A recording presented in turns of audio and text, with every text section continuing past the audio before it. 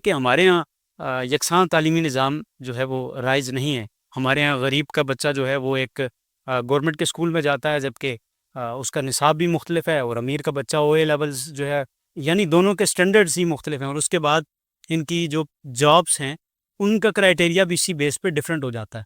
تو یکساں تعلیمی نظام نہ ہونے کے حوالے سے جو ہے وہ اس کے اثرات کہاں مرتب ہو رہے ہیں. اس کو یکساں تعلیمی نظام بنانے کے لیے کیا لائحہ عمل ہونا چاہیے؟ کوشش جو ہے وہ اس پہ لوگوں نے کی ہے. مختلف لوگوں نے اس میں سارے صوبے میں یکساں نظام جو ہے وہ اس پہ کیا ہے. یکساں نظام نہ ہونا زیادتی ہے. اس کی وجہ یہ ہے، مثال میں اس کی یوں دیتا ہوں، میں اسکاؤٹنگ سے ریلیٹڈ رہا ہوں، تو ہم کوکنگ کا مقابلہ کراتے تھے.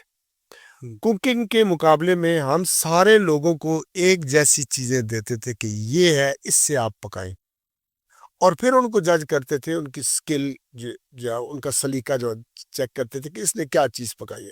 ایک جیسا مٹیریل دینے کے بعد اگر ہم یہ کرتے کہ ایک کو مٹیریل مختلف دیتے، ایک کو جو ہے وہ بھنڈی دیتے اور دوسرے کو جو ہے وہ چکن دیتے، اور ایک کو فلاں گھی دیتے اور اس کو اچھا، تو پھر انصاف پر مبنی جو ہے وہ ججمنٹ جو ہے وہ نہیں ہو سکتی تھی، چونکہ ہم نے پوزیشنیں دینی ہوتی تھی 1 2 3. اب یہ دیکھیں کہ مختلف اس میں جو نصاب تعلیم ہے وہ مختلف دے رہے ہیں. اس بچے کو آپ اور پڑھا رہے ہیں، اس کو اور پڑھا رہے ہیں، ٹھیک ہے جی، اور وہاں پر ساری سہولیات میسر ہیں. اس کو جو میرے کسی شاعر کا شعر ہے کہ میری بستی کے بچوں کی یہی پہچان کافی ہے، نہ ان کے پاس بستہ ہے نہ ان کے پاس تختی ہے. تو ایسے ابھی بھی دور افتادہ علاقوں میں ایسے جو ہے وہ ہیں کہ جن کے پاس بنیادی سہولیات کی جو ہے وہ محرومی ہے. سہولیات بھی ان کو آپ نے کام دی ہوئی ہیں، اور نصاب بھی ان کا جو ہے وہ ہے جو عامیانہ نصاب ہے.